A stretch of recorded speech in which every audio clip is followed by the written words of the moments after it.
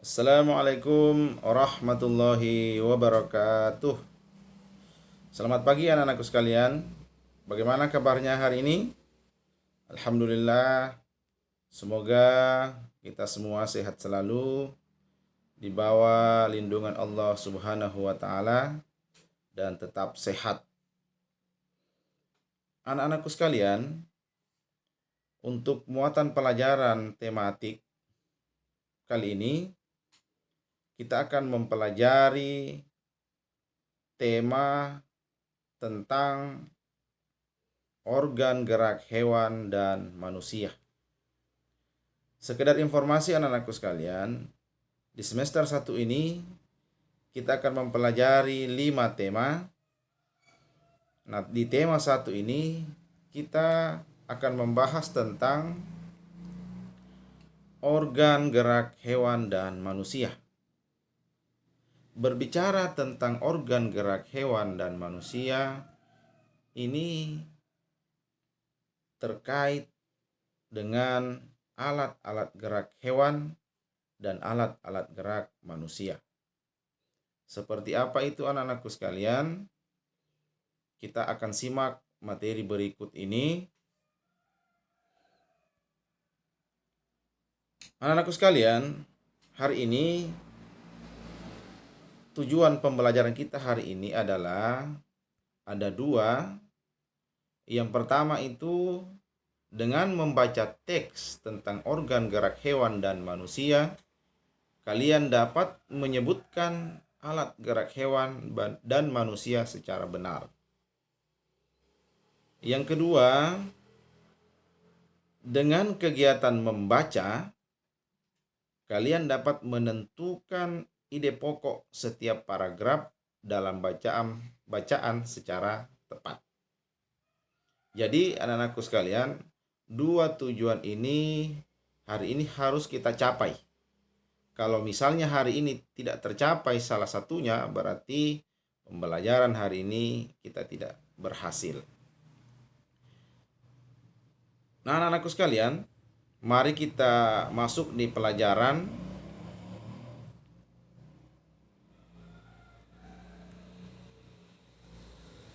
Anak-anakku sekalian, hari ini kita akan membaca tentang organ gerak manusia dan hewan. Mari kita lihat bacaannya. Organ gerak manusia dan hewan.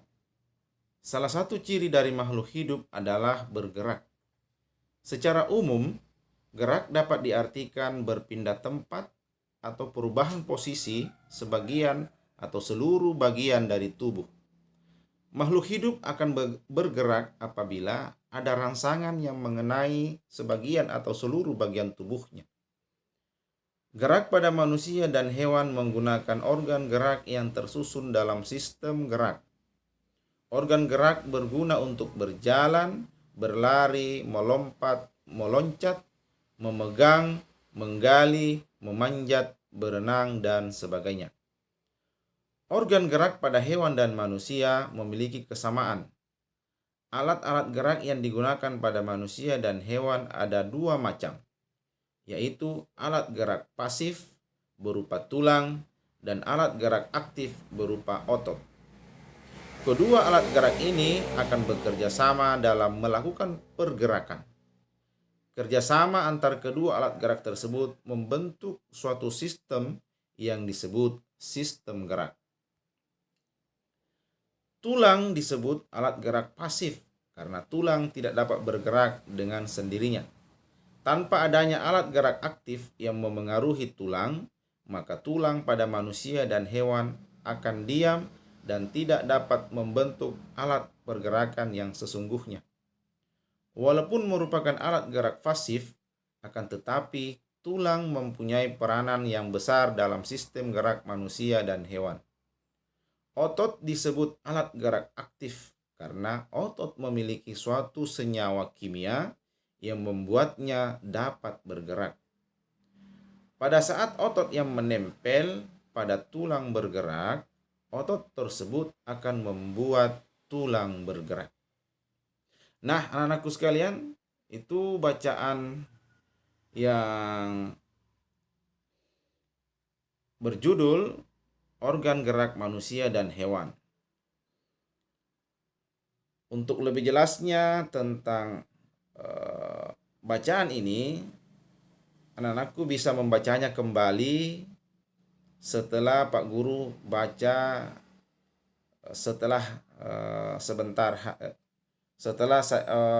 pelajaran ini diulang kembali. Nah, anak-anakku sekalian,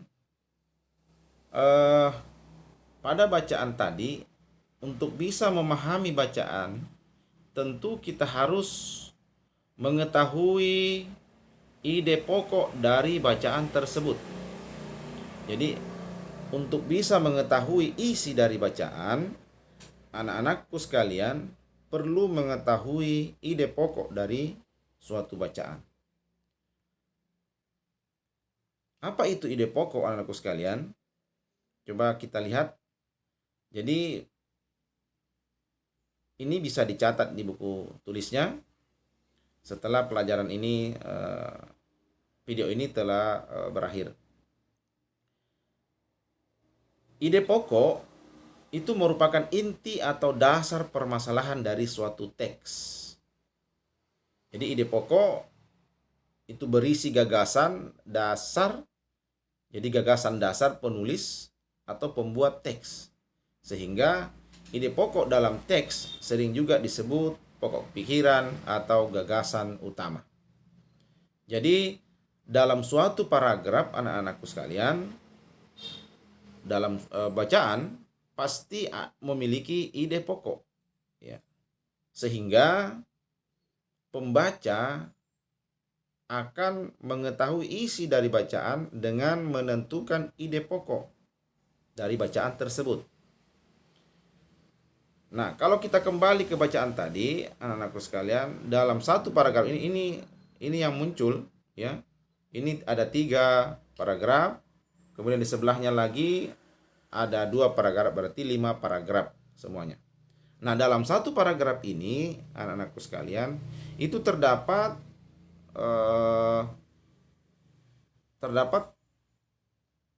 satu ide pokok, ya.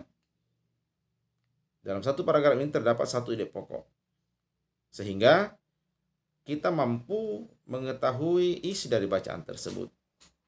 Yang lainnya adalah kalimat pengembang atau penjelasan dari ide pokok tersebut. Nah, anak-anakku sekalian, bagaimana langkah-langkah menemukan ide pokok? Coba simak ini. Bacalah terlebih dahulu teks secara keseluruhan dengan saksama. Ya, seperti tadi kita sudah baca. Setelah itu, carilah kalimat utama dari teks tersebut. Jadi, setelah kita baca, kita mencari kalimat utama dari teks tersebut. Misalnya, dalam suatu paragraf atau teks, ide pokok dapat dijumpai pada kalimat utama. Ya, jadi ide pokok itu terdapat dalam kalimat utama. Jadi, dalam suatu bacaan itu akan terdapat kalimat utama. Di mana kalimat utama itu bisa ditemukan? Ya, kalimat utama dapat dicari pada awal kalimat, atau juga bisa pada tengah kalimat, atau pada akhir kalimat. Jadi cari di 3 tempat itu. Kalau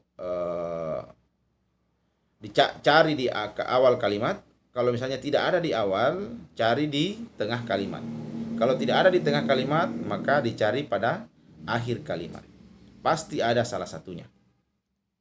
Nah, tapi biasanya ini kalimat utama itu biasanya lebih umum, itu berada pada awal kalimat atau akhir kalimat.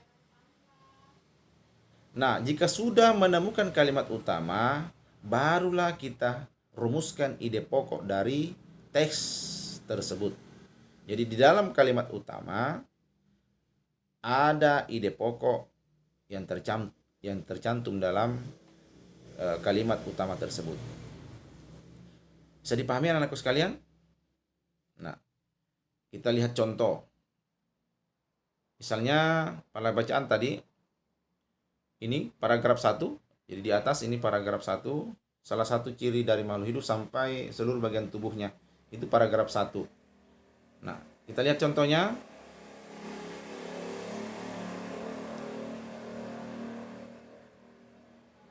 Paragraf 1, ide pokoknya adalah salah satu ciri dari makhluk hidup adalah bergerak. Sedangkan kalimat pengembangnya, secara umum, gerak dapat diartikan berpindah tempat atau perubahan posisi sebagian atau seluruh bagian dari tubuh. Itu kalimat pengembangnya. Bisa dimengerti anak-anakku sekalian?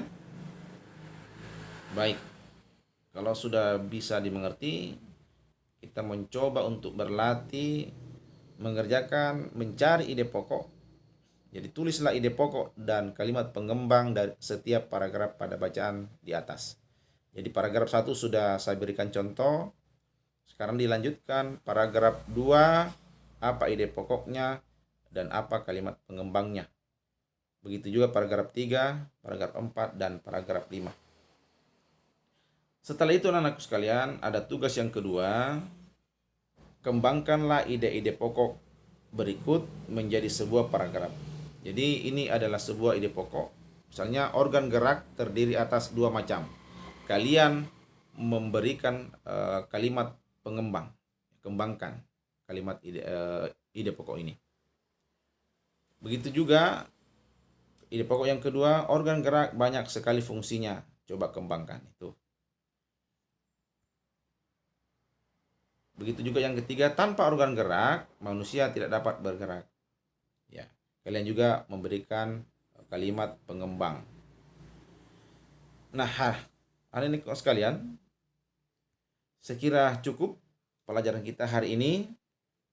Lebih kurangnya mohon dimaafkan. Wabillahi taufiq wal hidayah. Assalamualaikum warahmatullahi wabarakatuh.